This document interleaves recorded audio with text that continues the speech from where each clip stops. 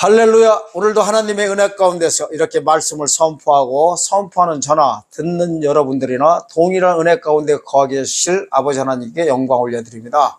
자, 지금은 때가 아주 긴박한 때입니다. 긴박하고 임박하고 아주 그냥 주님의 재림에 관한 성경의 모든 징조와 모든 하나님이 오시는 성경에서 예언된 일이 다 이루어지고 있습니다. 그래서 오늘은 제목을 재림에 관한 표적과 시간표에 대해서 제목을 정해서 말씀 올리겠습니다.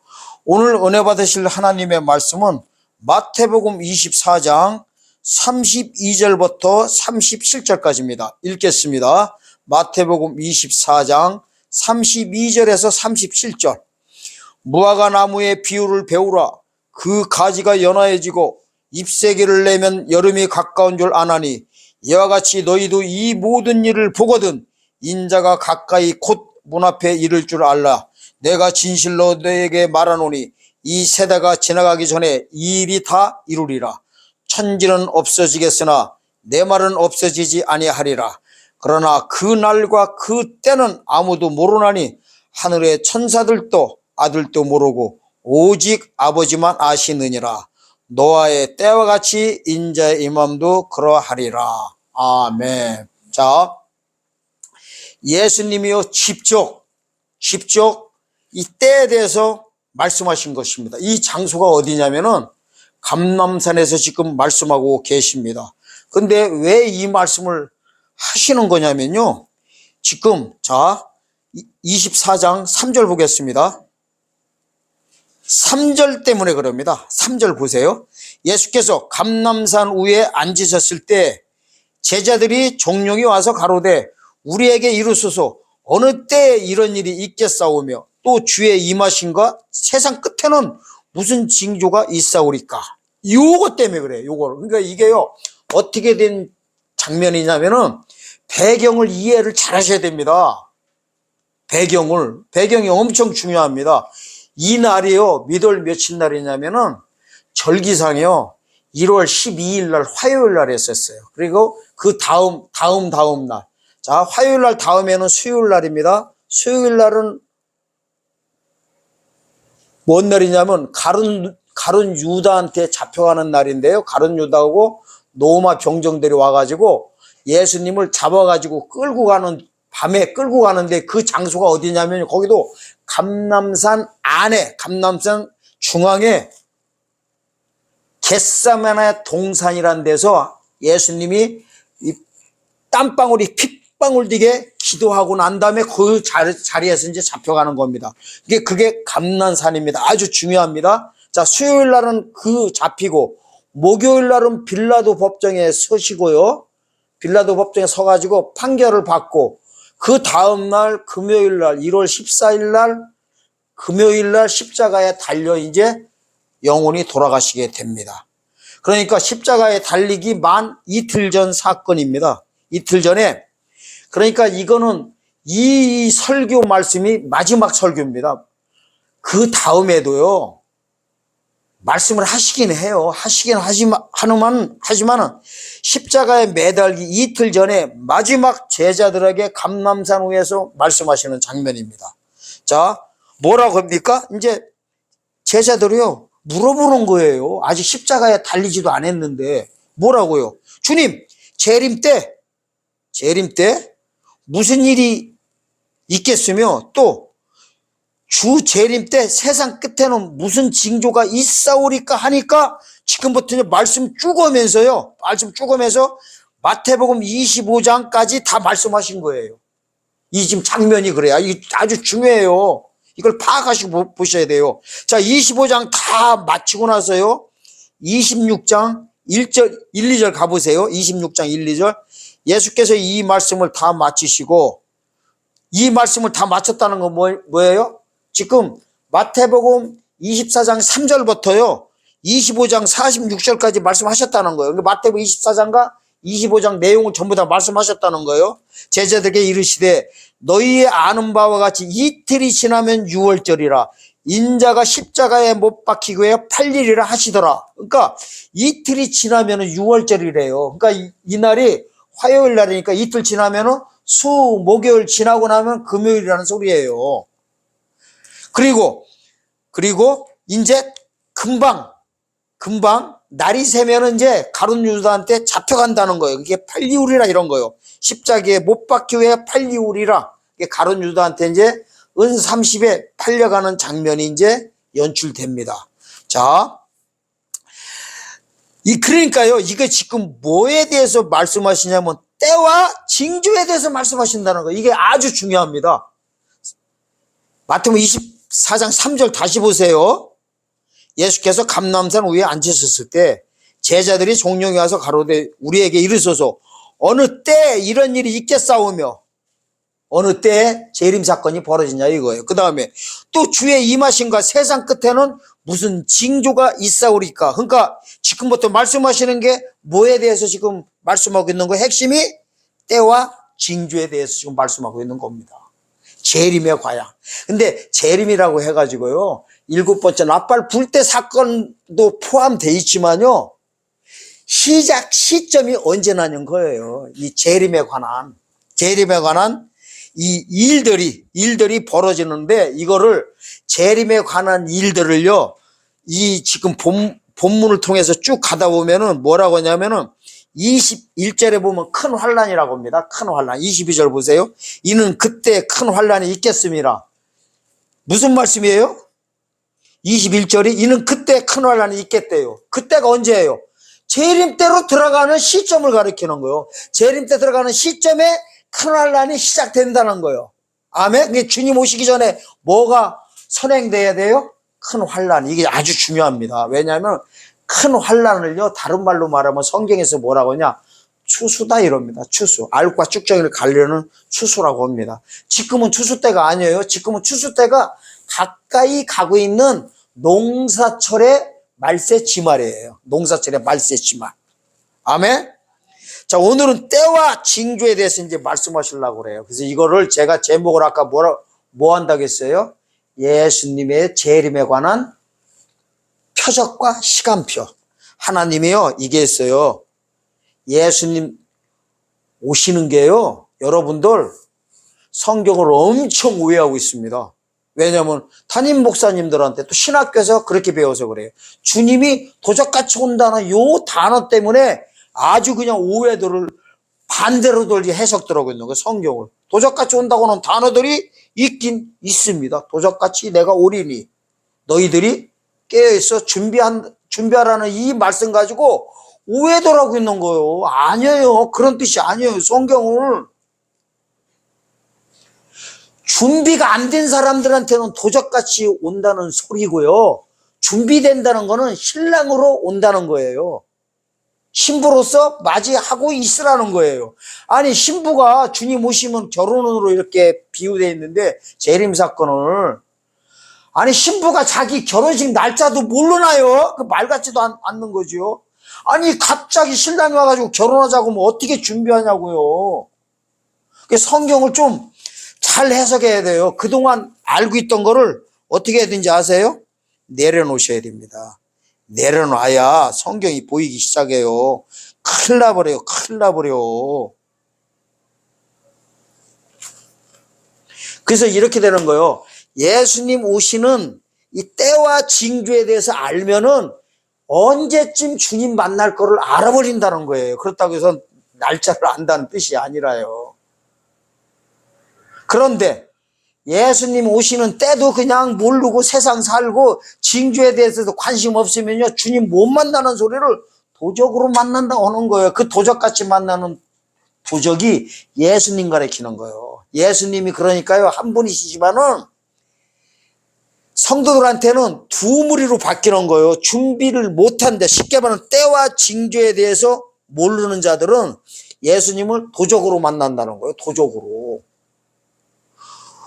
도적이 목적이 뭔지 아세요? 요한복음 10장 10절인가 보면 도적은요 죽이고 멸망시키는 거라고 해버려요.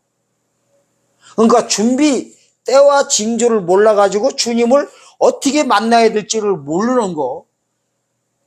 이분들은 예수님을 도적으로 만나는 것이고 또 때와 징조를 알고 주님을 영접할 준비, 뭐를 영접해야 될 건지, 뭘로 영접해야 될 건지 이걸 아는 사람들은 신랑으로 맞이하는 거예요. 신랑으로. 이 엄청난 차이가 여기서 다 벌어집니다. 그래서 성경에서는요, 도적으로 예수님 만나는 자들은 이제 마태복음 24장에서도요, 뭐라고 하는지 아세요? 마태복음 24장에서는요, 도적으로 만나는 자를 미련한 다섯 처녀, 그리고 마태복음 25장 또 가면은 염소, 왼편에서는 염소 이렇게 되는 거예요.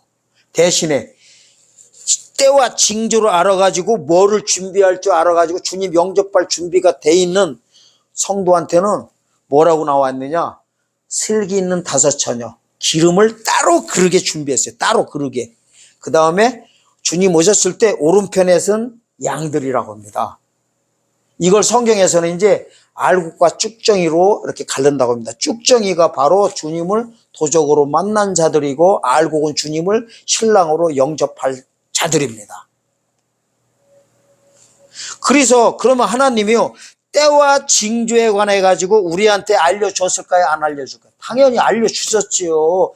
때와 징조에 대해서 안 알려주고 갑자기 오신다고 하면 우리가 어떻게 만나요? 예수님을 미리 다 보여주셨습니다. 그래서 이 때에 관해서요, 처음으로 말씀하신 게 바로 무화과나무 비유를 배우라 그랬습니다. 무화과나무 32절에서 이 무화과나무 비유를 배우라고 해놓고서 이어 붙여가지고 36절에서는 뭐라고 하냐? 그러나 그날과 그때는 아무도 모른다고 이렇게 했습니다. 근데 여러분들 잘 보세요. 왜 자꾸 그날과 그때는 모른다는 단어에만 이렇게 치중해가지고 그때를 알라고 하지 마라. 만약에 알라고 하면 이단이다. 성경을 알 수 없다고 성경에 나와 있다. 하늘의 천사들도 모르고 아들도 모르고 오직 아버지만 안다고 했다. 그러니까 알라고 하면 이단이다. 안 된다. 시한부 종말론이다. 다 그렇게 말씀하시잖아요. 근데 여기서 성경에 기록된 말뜻을 여러분들이 모르는 거예요. 그 다음 절에 나오는 요걸 모르는 거예요. 하나님이 다 숨겨놨어요. 왜 그런지 아세요? 그럼 한번 내가 여러분들한테 한번 질문해 볼게요. 여러분들 말대로 하늘의 천사들도 아들도 모르고 아버지만 안다고 하면요, 이게 성경적입니까? 성경 찢어내버리지요. 우리가 믿는 대상이 누구예요? 아들이에요. 아들이 누구예요? 예수님이요. 예수님이 누구예요? 한 분이신 하나님이요. 어떻게 하나님이 아들이라고 해가지고 그러면 아들 따로 아버지 따로 해요? 그럼 여러분도 구원 없어요. 영혼 구원마저도 없어요. 아니, 아들과 아버지가 한 분이지요. 아들 따로 있고 아버지 따로 있어요. 여기서부터 문제들 엄청 생기는 겁니다. 여러분들 조심하셔야 돼요. 아니, 신랑으로 오시는 예수님이 자기 결혼 날짜도 모릅니까? 아니, 사람이, 성도는 모른다고 합시다. 예를 들어서. 근데 하나님의 본체이신 아들이 진짜 그 날과 그 때를 모른다고 하는 성경을 이걸 그냥 굳이 그때로 보실 거냐고요. 왜 그러냐면요, 하나님께서 만약에요, 그 때와 시기와 징조 같은 거는 너희들이 자세히 안다고 해버리면요, 어떻게 될까요? 시한부 종말론들이 엄청 많이 나와버려요. 시한부 종말론자. 지금 이 때와 날과 때를 모른다고 해도 막 그냥 이 이단부터 해가지고 그냥 날짜를 잡고 재림 날짜를 막 잡고 하는 종교들이 얼마나 많습니까? 여호와 증인들은요, 1975년도 10월 1일 날요, 주님 오신다고 해가지고요, 왕국 기원 아시죠? 난리들을 쳤었어요. 난리들을. 여호와 증인들 혹시 이 동영상 보시는 분들 알아보세요. 1975년 10월 1일 날 주님 오신다고 해가지고요, 아주 여호와 증인들 완전히 뒤집어져고 전국을 전부 다 주님 오실 줄 알고 그냥 엄청나게요. 저기보다 더 있었어요. 다미성교회보다. 다미성교회도 날짜 잡았었잖아요. 1992년도 10월 30일인가? 그렇게 해가지고 거기도 잡았었고요. 신천지들도 2011년도에 환란 들어갔다고 교당 교리에다가 집어넣어가지고요. 7년대 환란 들어갔다고 2018년도에 주님 오신다고 했습니다. 자신있게 말씀드리는 거예요. 왜? 내가 컴퓨터 통해서 직접 봤으니까요. 2011년도에 7년대 환란 들어간다고 했었어요. 어쨌든 이런 이단들도요, 보세요. 다 시한부 종말론자들이요. 때와 날은 그날과 그때를 모른다고 해도 이 난리들을 치는데, 만약에 여기서 준비된 자들은 그날과 그때를 시를 알고 이런다고 하면 얼마나 더 난리들을 다 치겠습니까? 이단들은요, 이게 있어요. 시한부 종말론자들은 사과 안 씁니다. 사과 안 해요. 절대로 사과 안 해요. 예를 들어서요, 신천지 분들도 자꾸만 다른데 이렇게 다른 교단들 얘기하지만은, 신천지도 2011년도에 주님 7년대 환란 들어갔으니까 2018년도에 주님 오신다고 했는데 사과했어요, 안 했어요? 헛방쳤는데 안 해버렸어요.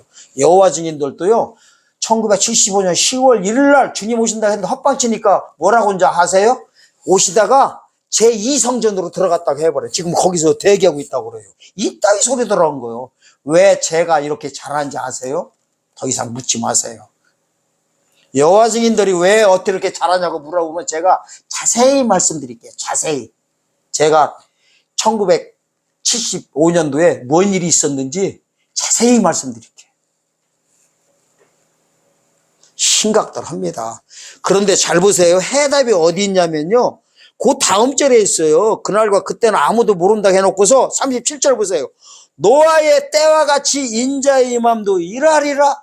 노아의 때와 같이 인자의 임함도 일하되, 그러면은 그날과 그 때를 아무도 모른다고 해놓고서 37절에서 노아의 때와 같이 인자의 임함도 그러하리라고 했어요. 그러면 주님이 오시는 거를, 그 시간표를 우리가 알려면은 어디 가서 보면 된다는 겁니까? 노아 사건으로 들어가면은 알 수 있다는 겁니다. 그렇다고 해서 오해하지 마세요. 몇월 며칠 날 주님 오신다는 게 아니라 이 절기를 알게 됐어요. 절기 시즌을. 무슨 말이냐면요, 자, 농사 질 때가 있고 추수할 때가 있어요. 그리고 봄이 있으면은 봄, 여름, 가을, 겨울이 있고, 그러면 보세요.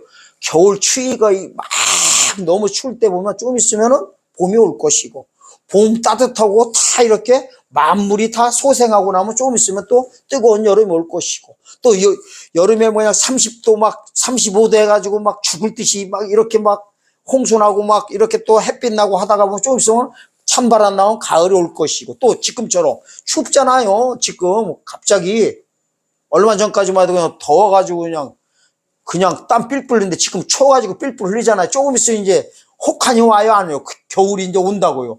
이렇게 알 수 있게 돼 있어요. 특히 임산부에다가 하나님이 다 비교해놨어요. 데살로니가전서 5장 1절부터 쭉 보면은요, 임산부에다 주님 오심을 다 비교해놨어요. 임산부가요, 생각해 보세요. 제가 임신을 해본 적은 없어요.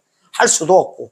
근데 그 내용은 잘 알고 있어요. 자, 남자와 여자가 만나가지고, 정자와 난자가 만나가지고 잉태했어요. 아기가 잉태했어요. 그러면은 만 달 되잖아요. 10개월이 되고 나면은, 정상적으로 보면 10개월 되고 나면은 배가 이만큼 불러요. 그럼 언제쯤 나올지 알아요? 몰라요.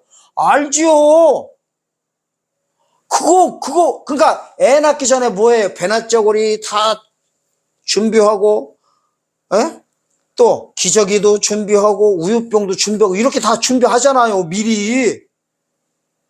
그리고 난 다음에 진통이 오잖아요. 진통이 오는 순간에 좀 있으면 나올 거 알아요? 몰라요. 이렇게 돼 있어요. 이렇게 성경에 그렇게 돼 있어요. 그래가지고 데살로니가전서 5장이요, 1, 2절에 가면 뭐라고 하는지 아세요? 인산부에다 하기 바로 위절에서 때와 시기에 관해서 너희에게 말하지 않으면 너희가 주인날이 언제 임할지 자세히 알기 때문에 때와 시기에 대해서는 말 안 한다고 해놨어요. 이 때가 뭐냐면요, 카이로스와 크로노스 시간대를 가리키고 있어요. 절기를 가리켜요. 절기를 자세히 한다고 했다니까요. 주인날이 재림 날짜가 언제인지. 그런데 마태복음 24장 이 36절의 그날과 그때는요, 타임과 데이예요. 날과 시예요. 날과 시는 모르지만요, 절기는 주님 오시는 절기가 자세히 안다고 그렇게 돼 있어요. 성경 얼레벌레 볼 일이 아닙니다. 이제는 여러분들 깨어 있어야 돼요. 그동안요 세뇌됐어요. 세뇌. 그날과 그때는 아무도 모르나니 절대로 알라고도 하지 마라. 그러지 말고 어떻게 알아? 도적같이 오니까 언제 올지 모르니까 항상 준비하고 있어라. 아니 언제 올지 모르는데 뭘 어떻게 준비하라는 거예요? 말 같지도 않은 소리 들어가고 있어. 징조가 있고 표적이 있어요. 그걸 내가 보여드리려고 그래요. 그러면요 노아 때 사건만 잠깐 들어가서 보고 제가 징조와 표적, 주님이 어떻게 무슨 표적을 통해서 하나님의 시간대를 맞췄는데 그걸 정확히 보여드리려고 그래요. 오늘 듣고서요 놀라지나 마세요. 놀라지도 않을 거려. 기대도 안 해요. 기대도 안 해. 무슨 말을 해도 뭐 교당 교리에 갇혀 있어가지고 알라고도 않고 뒤에 이런 말 하면은 너 잘났다. 그래 잘났다 하고서 그런 식으로도 하고 있으니 참 깝깝합니다. 깝깝해.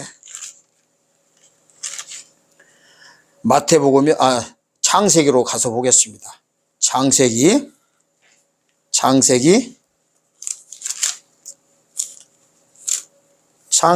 7장 보겠습니다. 창세기 7장. 자, 요거 7장이요. 1절에서 4절인데요. 제 설명을 먼저 잠깐이라도 들으셔야 됩니다. 하나님이요, 무조건 노아한테 언제 비 오는 거를 날짜를 알려준 게 아니라요. 아무 때나 한 게 아니에요. 방주 지을 때는 안 알려줘요. 방주를 다 짓고 하나님의 하란 대로 명한 대로 다 준행했을 때 암수 한 쌍씩 다 들여놓고 이제 준비가 완전히 끝났을 때 그때서 7일 후에 비 온다고 정확히 알려줍니다. 이렇게 주님이 오신다는 거예요. 재림 때도 노아의 때같이 인자의 임함도 이 말이라. 자, 노아의 때에 대해서 뭐가 치고 중요해요? 비가 언제 왔냐는 거예요. 노아 홍수가 비가 언제 왔냐. 노아가요 방주를 그 수십 년 동안 짓고 난 다음에 질 때는 그 날짜를 안 가르쳐 준다니까요. 끝나야 가르쳐 줘요. 지금도 마찬가지요. 지금도요.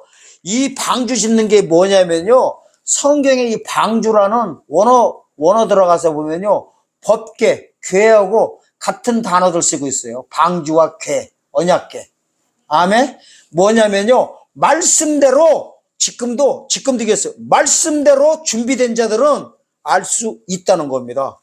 그렇다고 또 저한테 오셔가지고 몇 월 며칠이라고 오냐고 하지 말고요. 저는 주님이 언제 오실 때는 말씀 드릴 수가 정확히 있어요. 여러분들이 그런 식으로 질문하면은 제가 그럴 거예요. 분명히. 7째 천사가 나팔 불 때 주님 오십니다. 자, 창세기 1장 7장 1절에서 4절 읽겠습니다. 여호와께서 모세에게 이르시되 네가 네 온 집은 방주로 들어가라. 네가 이 세대에 내 앞에서 의로움을 내가 보았음이라. 너는 모든 정결한 짐승은 암수 7씩, 부정한 것은 암수 2씩 4개로 취하며 공중의 새도 암수 7씩 취하여 그 씨를 온 지면에 유정케라. 지금부터 7일이면 내가 40주야를 땅에 비를 내려 나의 지은 모든 생물을 지면에서 쓸어버리리라. 일주일 전에 알려줍니다. 6장 22절 보겠습니다. 6장 22절. 노아가 그같이 하되 하나님이 자기에게 명하신 대로 다 준행하였더라. 하나님이 명한 대로 다 준행했을 때 비로소 알려줍니다. 7일 전에. 그렇다고 진짜요? 또 그렇다고 해서 뭐 예수님 오시기 전에 7일 전에 알려준다는 소리가 아니에요. 7이라는 숫자는 성경에서요 완전 숫자예요. 완전 숫자. 완전 숫자라서 완전히 알 수 있게 해주신다는 겁니다. 자, 그러면은 오늘 본문 읽은 대로 다시 가겠습니다. 예수님께서 무화과나무의 비유를 배우라고 하셨는데요.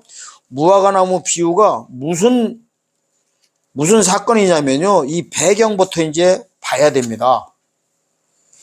하나님이 예수님 오시는 시간표와요. 이 징조, 때에 대한 징조는 어디다가 시간표를 전부 다 이게 감춰 놓으셨냐면요. 하나님께서 어디다가 시간표를 전부 다 감춰 놓으셨냐면은 이스라엘에다 전부 다 감춰 놓으셨어요. 이스라엘에다가. 자, 그래서 하나님이 자꾸만 점진적 강화 계시법을 쓰십니다. 점진적 강화 계시법. 세 가지를 쓰십니다. 세 가지를. 이 세 가지를 가리켜서 자꾸만 축소해 갑니다. 축소해 들어가요. 자, 어떤 식으로 하나님께서 역사하시냐면요. 하나님의 시간표를요. 징조를 하는데 표적으로 보여주십니다. 표적으로 보여주는데요. 정답부터 얼른 말씀드리고 성경 구절 들어가겠습니다. 이게 있어요. 문제집을 자꾸 보면요. 해답지를 알기 전까지는 잘 이해가 안 하는 게. 근데 해답지를 먼저 보고 나서 문제집 보면은 문제 푸는 게 너무 쉽습니다. 해답지부터 보여드리겠습니다. 자, 해답지가 뭐냐면 하나님이요. 이스라엘 땅을 독립을 시킵니다. 그러니까 없어졌던 국가를 세워버리는 게 첫 번째 표적 사건입니다. 아멘? 표적 사건입니다. 자, 두 번째 표적 사건은 뭐냐면요. 수도 있죠, 수도. 예루살렘 성을 회복시킵니다. 예루살렘 성. 그 다음에 어디를 회복시키냐면요. 예루살렘 성 안에 있는 지성자리를 회복시키는 순간에 거기에 적그리스도가 동시에 앉아버립니다. 그걸 보거든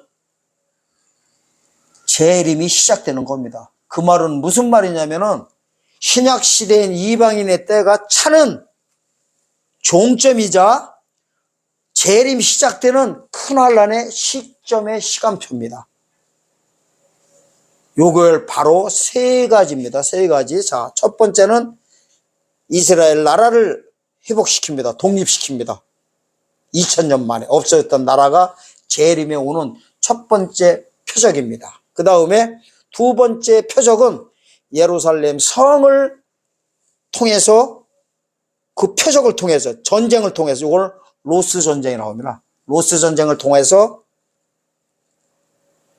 두 번째로 보여주고 이 전쟁을 통해서 이어서 바로 성전을 회복시킵니다. 이 성전 회복된 데 적그리스도가 앉고도 보거든 바로 큰 환란이 시작되는 것입니다.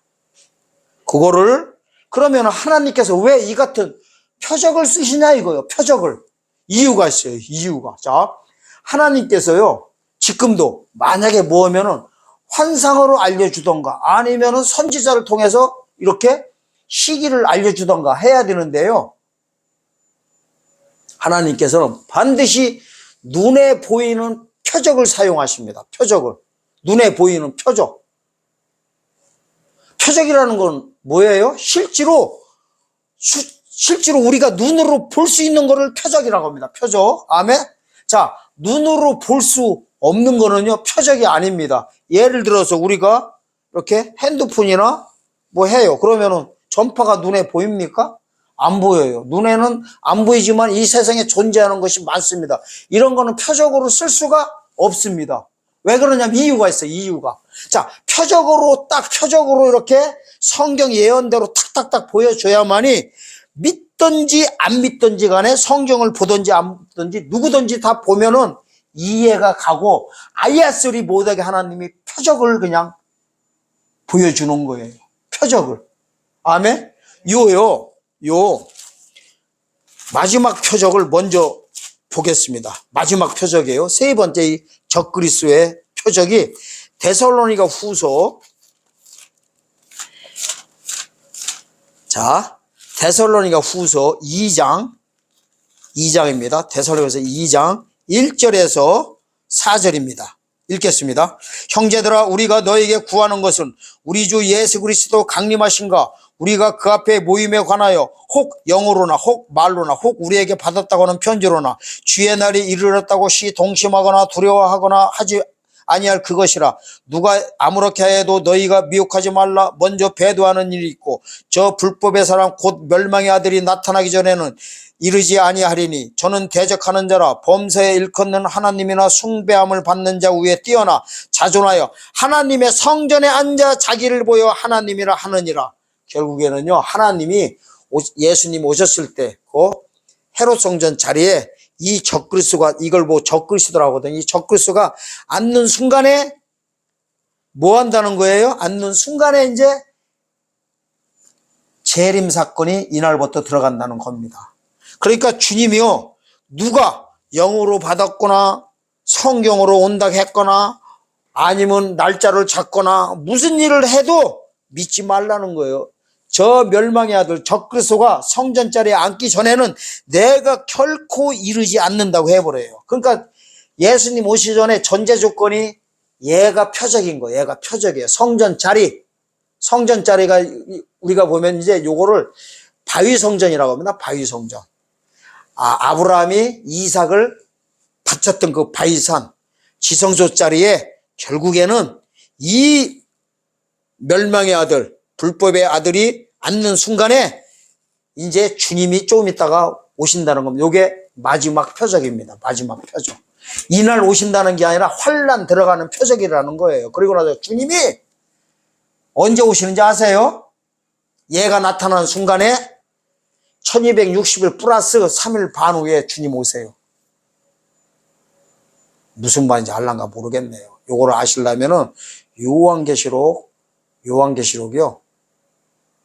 11장 3절에서 12절까지 읽어보세요. 그러면은 1260일 더하기 3일 반 후에 주님이 공중에서 이리로 올라오라 합니다. 요 성경 66권 중에서요, 정확한 공중 재림 사건은 거기 한 군데밖에 없어요. 요한계시록 11장 12절밖에 없습니다. 자, 요게 바로 세 번째 마지막 표적입니다. 표적을 거꾸로 제가 설명 다 드리고 이제 그 왜 표적을 사용하는지 구약을 통해서 정확히 보여드리겠습니다. 그리고 요 적그리스도가 나타나게 하는 전쟁이 바로요, 전쟁입니다. 요게 로스 전쟁인데요. 에스겔 38장에 나오는데 요 전쟁을 가리켜서 바로 누가복음 21장입니다. 21장 누가복음 21장 20절입니다. 누가복음 21장 20절 읽겠습니다. 너희가 예루살렘이 군대들에게 에워싸이는 걸 보거든 그 멸망이 가까운 줄 알라. 보거든 나왔지요. 아까 데살로니가 후서 2장 4절에도 보거든이 나와요. 보인다고 해요. 거기서 눈에 보이는 거예요. 그 바로 전에 바로 예루살렘이 군대들에게 에워싸이는 것을 보거든 보면은 이제 바로 저 사건이 벌어진다는 거예요. 적그리스도가 앉는 사건이 벌어진다는 겁니다. 이것이 바로 무슨 전쟁이냐? 에스겔 38장에 나오는 로스 전쟁입니다. 그러면은 이 군대들이 있죠. 예루살렘이 군대들에게 에워싸이는 것을 보거든 이 군대들이 다 지정되어 있습니다. 로스가 나와요. 로스와 메색. 로스가 어디냐면요, 러시아를 가리켜요. 메색은 모스크바를 가리켜요. 그러니까 러시아와 페르시아, 이란, 그다음에 구스, 에티오피아, 그리고 고멜, 터키, 그리고 두발로스크, 이런 나라들이 연합군으로 이게 군대들이 나옵니다. 정확한 지명이 다 나와버려요. 그래서요, 조금 있다가 지금 러시아하고 우크라이나 전쟁 끝나고 나면요, 아마 바로 눈을 이스라엘 쪽으로 뭔 일이 벌어져요. 지금 이란하고도 한바탕 벌어지고 있잖아. 이게 로스 전쟁 일어나기 전초전 사건이에요. 얼마 안 남았어요. 주님 오시는 날짜가. 여러분들, 이게 징조로 하나님이 아까 그랬잖아요. 징조와 때에 대해서 제자들이 물어보니까 이거를 뭐 한 거예요? 예수님이 대답해 주는 거예요. 대답해 주는 거예요. 그 다음에 이제 무화과나무 비유로 다시 가는 거예요. 자, 마태복음 24장 32절은 이제 첫 번째 보이는 겁니다. 첫 번째 보이는 걸 거꾸로 왔어요. 거꾸로. 세 개가 있는데 세 번째 거, 두 번째 거인 게 첫 번째 거 보겠습니다. 32절. 무화과나무 비유를 배우라. 그 가지가 연해지고 잎새기를 나면 여름이 가까운 줄 아나 이와 같이 너희도 이 모든 일을 보거든 인자가 가까이 문 앞에 곧 이를 줄 알라. 자, 무슨 사건이에요? 보거든이 나오지요. 여기 보거든. 이와 같이 너희도 이 모든 것을 보거든. 이 사건이 뭔 사건이냐면요. 무화과나무가 잎이 나고 가지가 연해진 사건이 이게 바로 이스라엘 독립사건이에요. 1948년 5월 14일 오후 4시 반에 독립한 걸 보거든 내가 예수께서 가까이 곧 문 앞에 이른 줄 알라는 거예요. 이거 시급성을 가리켜요. 가까이 1번, 곧 2번, 문 앞에 세 가지가 시급성을 가리키는 거예요. 이스라엘 독립하고 나면은 예수님 오시는 날짜가 아주 가까이 곧 문 앞에 이뤘다는 겁니다. 그래서요, 이게 첫 번째 징조가 이스라엘 독립사건이에요. 그러니까 하나님이요, 없어졌던 나라, 이 없어진 게요, 언제 없어진지 아세요? AD 70년에 티스도 장군에 의해가지고 아예 멸망시켜버려요. 그래가지고 거기가요, 어떻게 된지 아세요? 오늘 있잖아요. 오늘 본문 읽은데 3절 위에 마태복음 24장이요. 3절에 감람산 위에 앉았잖아요. 근데 여기서요. 앉기 전에 쉽게 말하면 서 있을 때요. 뭔 사건이 벌어졌냐면 1, 2절 사건이에요. 1, 2절 보겠습니다. 마태복음 24장 1, 2절. 예수께서 성전에 나와서 가실 때 제자들이 성전 건물을 가리켜 보이려고 나오니 대답하여 가라사대 너희가 이 모든 것을 보지 못하느냐 내가 진실로 너에게 이르노니 돌 하나도 돌 위에 남지 않고 다 무너뜨리리라. 요거 해놓고 이제 감람산 위에 앉으신 거예요. 그러니까 감람산 가는 과정에서 산에서 보여준 거예요. 저기를 성전 건물을. 그러면서 예수님이 예언한 거예요. 이 예언이 어떻게 되냐면 예수님이 33세에서 34세 때 십자가에 달리잖아요. 예? 달린다고요. 달리면은 이러는 거요. 앞으로 36년 있다가 AD 70년이거든요. 36년이 있다가 성전 자리가 돌 하나도 남기도 않고 다 무너질 걸 예언하고 있는 거예요. 실제로 요세푸스라는 역사학사 있거든요. 이스라엘 역사학사 그 책 쓴 거 보면요. 그대로들 다 나와 있어요. 그래서 돌 위에 돌 하나도 없이 다 이게 무너뜨리는 걸 성취를 어떻게 하냐면요. 이 로마 군병들이 AD 70년에요. 포위해가지고 이스라엘을 완전히 멸망시킬 때 성전 자리 중에서도 지성소 자리에 금칠들이 다 있었어요. 이렇게 벽 같은 데가 이렇게 그 성전 자리가. 그래서 거기서 금을요 재련하려고 재련해가지고 본국으로 다 실어 갑니다. 노마로. 그래가지고 돌 거기 있는 걸 다 깨가지고요 용광로에다 다 재련시켜가지고 금 빼내라고 이 일을 다 그대로 성취시켜 버린 거예요. 아멘. 그래서 이때 이스라엘이 완전히 나그네된 걸 보고 헬라어로 뭐라고 하냐면 디아스포라 그러는 거예요. 디아스포라. 그래서 이걸 갖다가요 예수님이 언제 예언하냐면요 그 바로 앞장에서요 앞장이 어디냐면은 21장에서 그대로 예언한 거예요. 21장에서 무화과나무를 저주해버려요.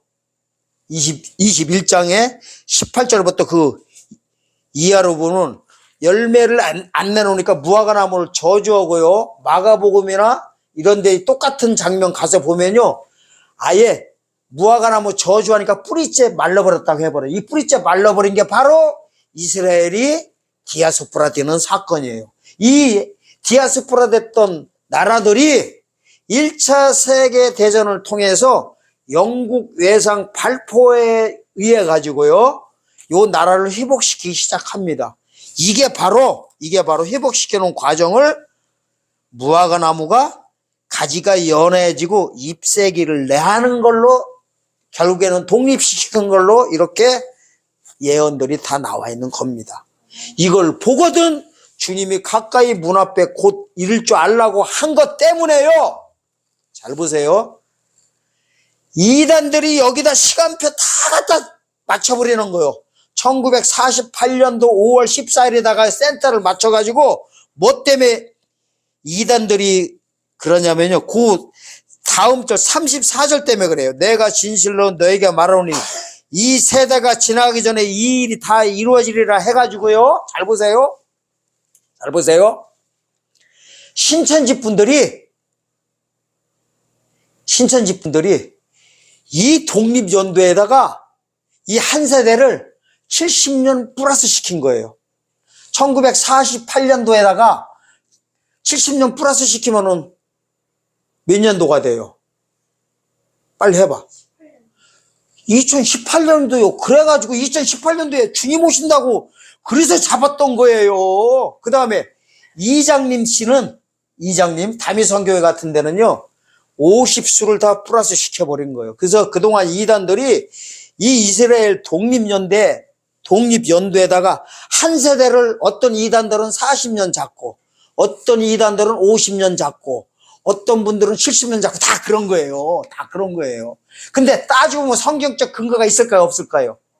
있어요. 성경적 근거가. 누군가는 마지막에 다 맞추게 돼 있어요. 누군가는 맞춰요. 한 세대가요, 이 한 세대를 이제 성경에서 보면 이래요. 아, 우리의 뭐 인생은 70여, 80여 해가지고 여기다도 맞추게 하는데요. 어쨌든 이 한 세대는요, 원어 들어가서 보면 이게 있어요. 똑같은 한글 세대를 원어 들어가서 보면요, 게네아 쓰는 데가 있고, 게네아. 어디는 아이온을 써요. 아이온. 이거는 무슨 단어냐면, 근데 여기에서는요, 한 세대가 가는 거를 게네아라는 헬라어를 씁니다. 게네아. 이 뜻을 제가 이해시키겠습니다. 아이온이라는 세대는 먼 시간대를 가리켜요. 먼 시간대. 영원토록 할 때. 그러니까 저기로 따지면요, 이해하기 좋게 크로노스 시간대를 그렇게 쓰고 있어요. 크로노스는 아이온이라고 쓰시면 돼요. 그 다음에 절기는 카이로스라고 하거든요. 카이로스. 예수님 오시는 시간표가 전부 다 카이로스에 맞춰 있거든. 카이로스를 게네아로 쓰시면 돼요. 게네아. 이해를 그렇게 하시면 돼. 게네아라는 뜻은 원뜻 들어가서 보면요, 태어나서 살고 있는 그 시대에 같이 살고 있는 걸 한 세대로 보고 있는 거예요. 그러니까 이스라엘 독립한 1948년 5월 14일부터 한 세대를 보고 있는 거예요. 한 세대. 그게 몇 년 된 거를 여기다가, 근데요, 여기다가 시간표를 맞추면 전부 다 합방치게 되어 있습니다. 시한부 종말로는 안 되는 거예요. 왜? 하나님이 뭐를 보여주고 그래요? 징조와 때에 대해서는 표적 얘기하고 있잖아요. 앞으로 로스 전쟁이 딱 일어나는 순간에요, 성전짜리 바로 회복돼 버려요. 로스 전쟁 하나 지금 남아있어요. 일어나는 순간에 신약 시대는 끝나고 재림의 큰 환란으로 들어갑니다. 그러니까요, 성경에서 그런 거요. 데살로니가서 2장 1절에서 4절까지가 누가 뭐라고 해도, 다른 말로 말하면 누가 날짜 잡고 별짓을 해도 동요하지 마라. 저 성전자리에 회복돼가지고 적그리스도가 앉기 전에는 죽어도 시작 안 한다, 이 소리예요. 간단한 거를 이렇게 복잡하게 생각하냐고요. 이게 표적을 통해서 하니까 지금 일어나는 일들이 자꾸만요, 들썩들썩들 하는 거예요. 러시아, 이란, 이런 사건들이요. 이스라엘하고. 지금 보세요. 한 달 전에 가자지구 저쪽에 평화조약 맺은 거 아시죠? 평화조약. 그래가지고 지금 트럼프가 적그리스도다 해가지고 7년 그 언약 맺었다고 해가지고요, 올해 10월 달에 지금 환란 들었다고 하는 분들 엄청 많아요. 지금 유튜브 보세요. 도배질 돼 있어요. 그렇게 말하는 목사님들도 많고요. 그러니까 이거 성경을 몰라서 그러는 거예요. 무슨 평화조약. 적그리스도가요, 트럼프가 될 수도 있고 안 될 수도 있어요. 그래서 기다려 보는 거예요. 그게 교황이 됐던 아니면 EU 연합 의장이 됐던요, 누가 됐던 간에 그거를 뭐 벌써부터 유추할 거 뭐 있어요? 조금 있다가 그 자리에 앉는 놈이 적그리스도예요. 만약에 트럼프라고 했다가 트럼프가 만약에 이 사람들이 많이 이렇게 보고 있어요. 트럼프 아니면 가톨릭 교황 아니면 EU 연합 의장이라고 다들 그러고 있어요. 그런데 우리가 못 박을 필요 없어요. 못 박는 순간에 딴 걸 못 본다니까요.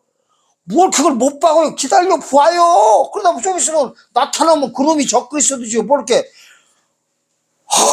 진짜 그러면 성경이 안 보이게 돼 있어요. 그리고 마지막으로 왜 하나님께서 표적을 통해서 시간표를 맞췄는지 성경적인 근거를 대겠습니다. 왜 표적을 쓰냐면요, 누구도 아야스리 못하게 하는 거예요. 그리고 하나님이요, 기가 막힌 하나님이요, 아주 그냥 하나님이 생각하면은 성경적으로 너무나 멋진 하나님이요. 지금 이 성전 자리에 그 성전이 오마르 성전이에요. 지금 오마르 왕이 졌어요, 해교사원대. 그래서 해교도들이 자기네 거라고 하는 거예요. 마호메트가 거기에서 부활승천 했다고 해가지고 제2의 메카예요. 사우디에 있는 게 제1 메카라면 여기가 제2의 메카예요. 자, 그런데요, 지금 보세요. 해교도들도 지 거라고 하는 거예요. 거기가 왜 그게 자기 거라고 해요? 아브라함이 난 이스마엘 계통이 히교도잖아요.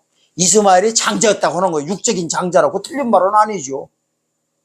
그래서 우리가 장자라고 하면서요, 우리가 그 자리가 아브라함이 우리 조상이다 해가지고요, 내 거라고 하는 거예요. 그거 틀린 말은 아니죠.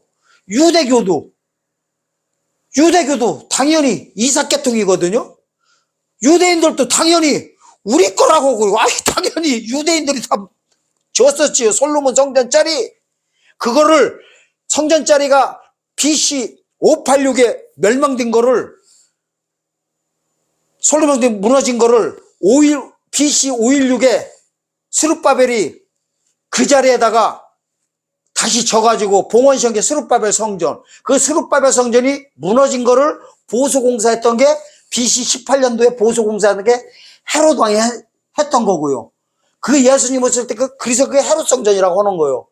그 장소는 당연히 유대이니까 유대인들도 우리 거라고 하고, 기독교도 뿌리가 거기니까 우리라고도 하고, 천주교도 자기 거라고 하고, 그러면은 세계 모든 힌두교 이런 것만 빼놓고요, 성경과 연관되어 있는 모든 종교는 내 거라고 하는 거예요. 그러면서 모든 세계 인류 사람들이 지금 눈이 다 어디가 있어요? 솔로몬 성전짜리, 헤롯 성전짜리 다 가 있는 거예요. 그걸 시간표로 쓰시는 거예요, 하나님이. 모든 사람들 아야스리 못하게 해요. 이런 말씀 어디서 드러나 보셨어요? 써있기는 해도 이렇게 종합적으로 말한 분들 없어요. 그럼 하나님께서요, 왜 표적으로 쓰는지 알려드릴게요. 하나님이, 자, 이걸 알려면 모세 때 사건으로 들어가야 됩니다. 모세 때요, 자, 하나님이 뭐를 표적으로 썼냐면요, 이거부터 이해해야 돼요. 하나님을 알려면요, 지나간 거를 위해서 거기서 답을 찾아내요. 왜냐하면 하나님은 안 보여주고는, 선지자를 통해서 안 보여주고는 결코 행하심이 없다고 해요. 미리 다 보여줬기 때문에 성경에서 근거를 찾으면 위험해요? 안 위험해요? 안 위험한 거예요. 이단들처럼 날짜 잡고 해봐야 소용없어요. 그리고 오시는 날짜 안다고 해서 구원도 없어요. 오시는 날짜 알았다고 합시다. 그거 구원과 무슨 상관이 있어요? 예수님의 사역을 믿어야 되는 거예요. 오셔가지고 나한테 해줄 사역, 본인한테 해줄 사역을 믿어야 되는 거예요. 나의 영혼 구원받은 나의 죽을 몸을, 육체를 살려가지고, 죽을 육체를 구원시켜가지고 천년왕국 성도로 들여서 에덴을 회복시켜주러 오시는 예수님의 사역을 믿어야 구원이 있는 거예요. 영혼 구원도 마찬가지예요. 아니, 2000년 전에 십자가 오셔가지고 십자가에서 피 흘린 거 알았다고 합시다. 알아가지고 구원이 있어요? 믿어야 되는 거예요. 믿어야. 그걸 나를 위해서, 내 죄를 위해서, 나의 죄를 위해서 내 대신에 죽은 거를 믿어야만이 구원 받듯이요. 날짜 알아봐야 소용없어요. 지금 보세요. 태양력이 예수님 탄생연도를 기준으로 해가지고 BC와 AD를 나눠버렸어요. BC는 주전해가지고 Before Christ. 주후는 AD, 아노 도미노, 라틴어예요. 그래가지고 예수님이 탄생연도를 가지고 주전과 주후를 나눠가지고 달력을 우리가 지금 쓰고 있는 거예요. 그러면 예수님 2000년 전에 오신 거 알아가지고 구원 있어요? 말짱 도루묵이죠. 재림 사건도 똑같은 겁니다. 믿어야 되는데, 자, 날짜 알아봐야 소용없다는 거 말씀드리려고 하는 거예요. 날짜 잡아보세요. 그 무슨 상관 있어요? 설사 안다고 해도 소용없어요. 자, 그러면 하나님이 왜 표적을 쓰는지 요것만 이제 간단히 말씀드리고 마치겠습니다. 10분 정도면 다 끝날 것 같아요. 제가 봐도 쉬지 않고 그냥 물도 안 마시고 말씀 잘 전하네요. 아유, 물 한번 먹어야지.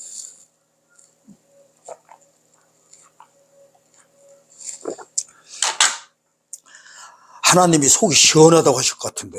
아, 근데 뭐 좀 빨리빨리 주셔야 좀 일을 할 텐데. 아, 이거 알맹이는 준비되어 있는데 껍데기가 준비 안 돼 있어요. 껍데기를 하나님이 주실 때가 됐는데 이 동영상 보는 분 중에서도요, 한 재산 몇백억 되는 분들은 좀 이렇게 그냥 11조 한 방에 좀 가져오셔. 하나님이 일에 좀 한번 주님 오시네 멋지게 좀 쓰게. 따로 안 쓸 테니까요. 와가지고 검사하면 될 거 아니요. 자, 어디 가려면요. 민수기 12장 가서 봅니다. 자, 2000년 전에도요, 보면, 2000년 전이 아니지요. 주전 1446년도에 모세가 출애굽시킵니다. 자, 그런데요. 자, 이사 다닐 때 있지요. 옮길 때 보면은 하나님께서는 모세한테 따로 얘기 안 씁니다. 이래요.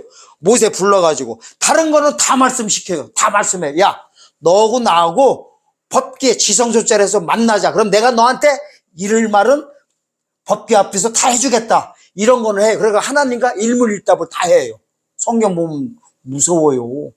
그리고 모세만 따로 불러가지고 시내산 위로 올라와라. 너 혼자만 올라와라 해가지고 십계명도 주고 다 전해줘요. 절기도 다 말씀 주고. 하지만은 옮길 때 있지요. 이사 다닐 때는 절대로 모세한테 한마디도 안 하십니다. 왜? 그 이유를 말씀드리겠습니다. 아주 성경적인 근거예요. 이렇게 말씀하신 분들은 없어요. 진짜 없어요. 그리고 육체구원 소식 전한 분도 없고요. 주님이 에덴을 회복시키러 오신다는 분도요. 없어요. 있기야 있겠지만 육체구원하고 연관 안 시키면 다 헛방치게 돼 있어요. 자, 민수기 12장 1절에서 2절 보겠습니다. 모세가 구스 여자를 취하였더니 구스 여자를 취함으로 미리암과 아론이 모세를 비방하니라. 그들이 이르되 여호와께서 모세만 말씀하시냐 우리와도 말씀하지 아니하셨느냐 하매 여호와께서 이 말을 들으셨더라. 자, 이게요 무슨 뜻이냐면은 모세가 구스 여자를 데리고 왔어요. 구스 에디오피아예요. 이게요 좀 이따가 에스겔 38장도 보면 구스가 나와요. 그 연합군 아까 저기를 예루살렘을 에워싸는 것도 또 구스가 나와요. 에디오피아예요. 그러니까 이게 인종으로 말하면 흑인종 했던 거예요. 흑인종 까무잡잡한 여자를 취해가지고 부인 삼아 버렸더니 난리 나버린 거예요. 미리암과 아론이 남매들이 난리친 거예요. 왜? 구약시대는 혈통으로 다 이게 구원사를 하나님께서 다 행하셨거든요. 그러니까 이방 여자 데리고 오니까 피가 섞여버린 거 큰일 나버리는 거예요. 사실은 요게 이방인 구원시킬 예표적인 사건들이에요. 근데 어쨌든 간에 구스 여자 데리고 오니까 이제 아론이 뭐라고 하냐면 그러는 거야. 야, 너만 하나님과 직통계시하냐? 나도 한다면서 따지고 드는 장면입니다. 자, 왜 제가 이 성경 구절을 갖다 여러분들한테 설명해 드리냐면요. 가나안 땅 들어가기 전에 41번을 이사를 다닙니다. 이사 다니는 걸 성경에서는 어디에서 진쳤다 이런, 이게 41번 이사 다니는 게 민수기 33장에 자세히 나옵니다. 자, 진칠 때, 옮길 때, 만약에 하나님이, 야, 여기에서 절로 옮겨라 할 때, 텐트니 무언이 다 치고 세상에요, 인구가 수십만이 한번 이동하려면 어떻게 됐을까요? 장난이 아니었겠지요. 민족이 이사를 하는데. 자, 이게요, 한 숫자를 한 200만인가 이렇게 지금 보나? 그렇습니다. 왜 그러냐면 남자들 20세 이상만 계수했을 때 숫자가 보면요 60만인가 그래요. 성경에 보면 약 60만이 넘어요. 그래서 애까지 딸린 거 하고 여자까지 다 합치면 한 200만 봅니다. 그 200만이요? 200만이면은 지금요 대구시만 한 거예요. 그렇게 보시면 돼요. 대구시만 한 거기가 이동하는 거예요. 그 정도 숫자들이. 자, 이렇게 했을 때 하나님이 만약에 모세한테만, 야, 모세야, 너 일로 와봐. 이사해, 저쪽으로 옮겨 하면은 이 상황이 벌어진다는 거예요. 아론처럼. 아이고, 내가 기도해봤더니, 그게요, 누구냐면은 그 11장에 나오는 70장로들과 예언자들이 또 나와요. 24절부터 민수기 11장 24절부터 밑에 쭉 보면요 예언자도 나오고 막 선지자도 나오고 별 사람들 다 나와요. 이런 사람들도 다 뭐라고 해요? 모세한테 와가지고 뭐라고 했어요? 아니야, 내가 기도해봤더니 가면 안 돼. 비 온대, 구름 켜, 폭풍 와, 큰일 나버려. 아니면은 햇빛 난대. 내가 기도해봤더니 예언자가 다 나오는 거예요. 너만 하나님과 직통계시하느냐 해가지고요 70장로들과 또 예언자들이 와가지고 난리들 칠 거 하나님께서 미리 다 알았어요. 신령한 척 하는 사람 얼마나 많은데요. 그러잖아요. 12장 2절에서 그들이 누구예요?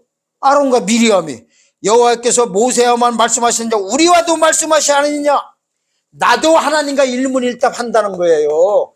그래서 하나님은요 옮길 때 사람한테 안 가르쳐 줍니다. 분명히 나도 봤네 니도 봤네 이 난리를 치니까 표적을 써요. 그 표적 보여주는 장면이 바로 한 장이 아니라 9장입니다. 민수기 9장 보세요. 9장 정확히 보여드리고 이제 마치겠습니다. 자, 9장 15절에서 23절까지인데요. 제 설명 들으면 이거예요. 성막을 세운 날이요. 이 성막을 세운 날이요. 출애굽 2년 2월 1일 날이에요. 그러니까 만으로 따지면은 1년에서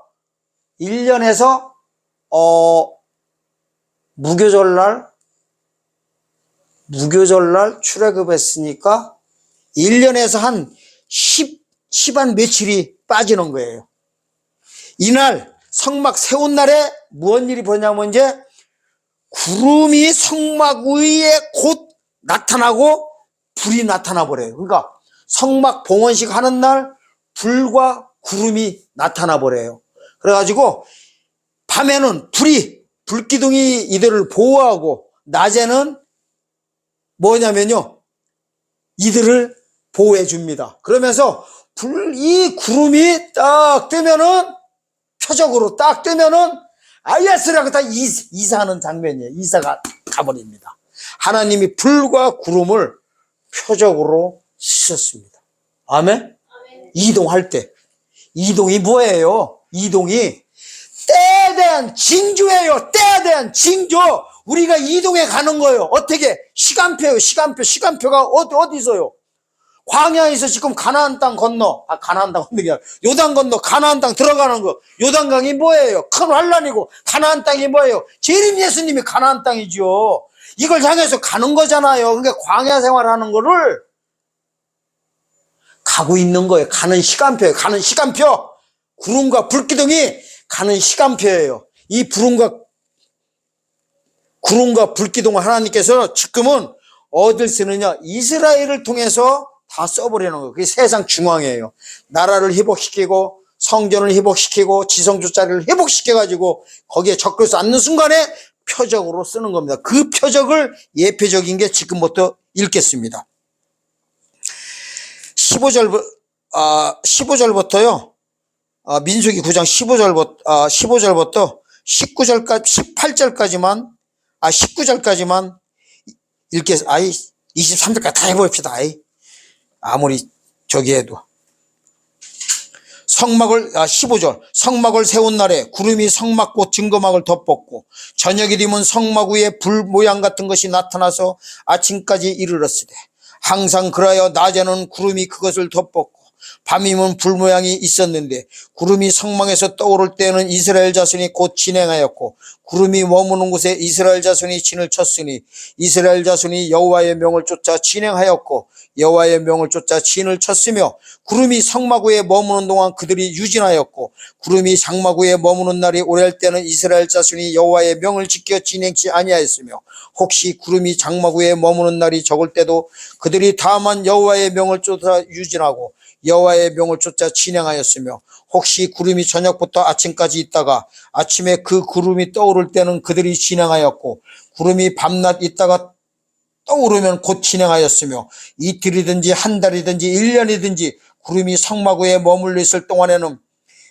이스라엘 자손이 유진하고 진행치 아니하다가 떠오르면 진행하였으니 곧 그들이 여호와의 명을 쫓아 진을 치며 여호와의 명을 쫓아 진행하고 또 모세로 정하신 여호와의 명을 따라 여호와의 직임을 지켰더라. 22절 아주 중요합니다. 이틀이든지 한 달이든지 1년이든지 구름이 성막 위에 머물러 있을 동안은 이스라엘 자손이 유진하고 진행치 아니했다가 떠오르면 진행했다. 이겁니다. 이 말씀이에요. 우리한테 그대로 붙이면 이거예요. 앞으로 로스 전쟁을 통하여서 로스 전쟁, 이스라엘 성전 회복하는 전쟁이 앞으로 안 일어나면은 주님 못 오시는 거요. 여기 이렇게 나오잖아요. 한 달이든지 1년이든지 아니면 이틀이든지 머물러 있을 동안은 그냥 움직이지 않았다는 거예요. 그러니까 이렇게 보시면 돼요. 여러분들 어디 가서 미혹당하지 마세요. 특히 이전에 이단이나 종말론에 빠져 있는 분들은요, 이 사실만 알면 어디도 미혹당할 것도 없습니다.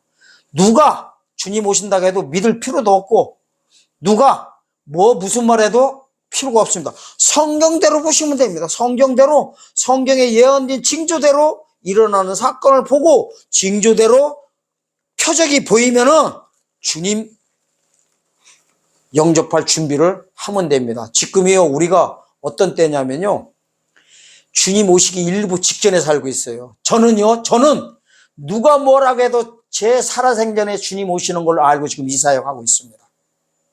저 시한부 종말론자 아니에요. 시한부 종말론은 위험한 거예요.